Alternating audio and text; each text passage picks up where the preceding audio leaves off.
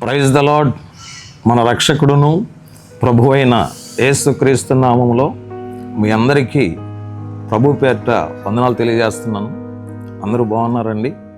మీ పిల్లలు బాగున్నారా? మీరు బాగున్నారా? మీ కుటుంబాల్లో ప్రార్థన జరుగుతుందా? స్తుతి ఆరాధన జరుగుతుందా? ఏది మర్చిపోయినా కానీ ప్రార్థన మర్చిపోకండి, దేవుని సన్నిధిని మర్చిపోకండి. అదే మనకి ఆశ్రయము, అదే మనకి ఆదరణ. దేవుని బిడ్డలారా, దయచేసి గమనించండి. ఈ దైవజ్ఞ పరిచర్య ద్వారా మీకు అందించబడేటువంటి ఈ వాక్య సందేశాలు మీకు, మీ కుటుంబానికి ఆశీర్వాదకరంగా ఉండాలని అనుదినం మీ అందరి కోసం ప్రార్థన చేస్తున్నాం. మరి మీరును మా కోసం ప్రార్థన చేస్తున్నారని నమ్మి విశ్వసిస్తున్నాం. రైట్, మంచిది.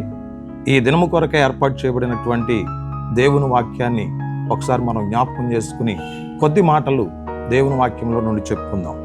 ఏబు గ్రంథము నుండి 42వ అధ్యాయము 12వ వచనం. యెహోవా ఏబును మొదట ఆశీర్వదించినంత కంటే మరీ అధికముగా ఆశీర్వదించెను. దేవుడు తన పరిశుద్ధ వాక్యమును దీవించునుగాక. చిన్న ప్రార్థన. మహాపరిశుద్ధుడైన తండ్రి, మీ పరిశుద్ధమైన నామానికి స్తోత్రాలు. చదవబడిన వాక్యం మీద మీకు అనుదృష్టించి నాలో మీరుండి మా బిడ్డలతో మాట్లాడమని యేసు నామములో ప్రార్థిస్తున్నాము తండ్రి, ఆమేన్. దయచేసి గమనించండి, దేవుని వాక్యం చెప్తుంది, ఏబును మొదట ఆశీర్వదించినంత కంటే రెండవసారి ఎక్కువగా ఆశీర్వదించాడంటండి దేవుడు. ఆశీర్వాదం అనేది ప్రతి ఒక్కరూ కావాలని కోరుకుంటున్నారు.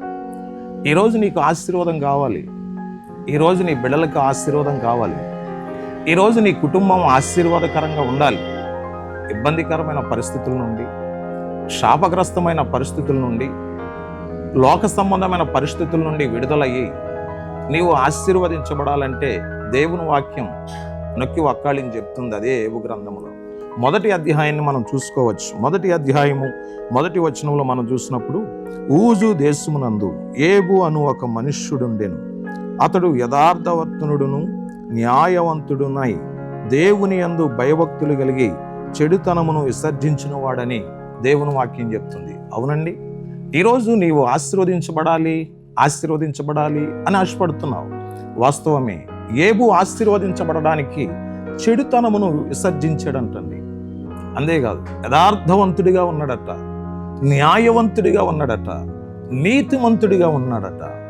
ఈరోజు నీవెవరివైనా కానివ్వండి, దేవుని బిడ్డలారా, ఆశీర్వదించబడాలి. నేను ఆశీర్వదించబడాలి, నా భార్య ఆశీర్వదించబడాలి, నా బిడ్డలు ఆశీర్వదించబడాలి, నా కుటుంబం ఆశీర్వదించబడాలి అని నువ్వు ఆశపడుతున్నావు.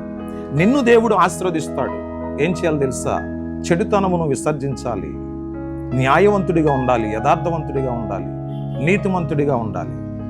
భూ సంబంధమైనటువంటి ఆశీర్వాదం కోసం చాలా మంది ఆశపడుతున్నారు.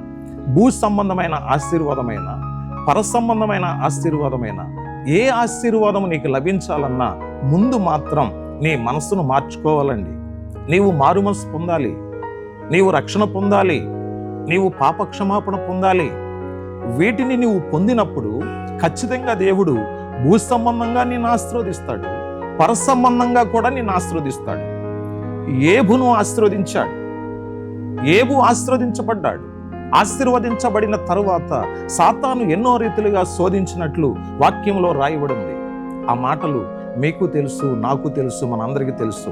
ఏబు ఎంత శోధించబడ్డాడో. ఏబు ఎంత శోధించబడినా కానీ యథార్థతను విడిచిపెట్టలేదు, న్యాయాన్ని విడిచిపెట్టలేదు, నీతిని విడిచిపెట్టలేదు. దేవునికి ఇష్టమైన వాడిగా జీవించాడు గనుక దేవుడు ఏబును మొదట ఆశీర్వదించిన దానికంటే రెండవసారి అధికముగా ఆశీర్వదించాడు. ఆశీర్వాదం నీకు కావాలని ఆశపడుతున్నావా? అయితే చెడుతనమును విసర్జించి న్యాయంగా బ్రతుకు. దేవుడు నిన్ను ఆశీర్వదించి ముందుకు నడిపిస్తాడు. దేవుడు ఈ చిన్న మాటలను దీవించి ఆశీర్వదించునుగాక. ఆమేన్. ప్రార్థన చేసుకుందామా? మరి ప్రార్థన. మహాపరిశుద్ధుడైన తండ్రి, విన్న వాక్యం ప్రతి హృదయంలో భద్రపరచబడాలి. ఎవరైనా అనారోగ్యములో, అస్వస్థతలో ఉంటే దయచేసి ముట్టండి, స్వస్థపరచండి, ఆరోగ్యమునివ్వండి. ఎవరు బలహీనులుగా ఉండడానికి వీల్లేదు.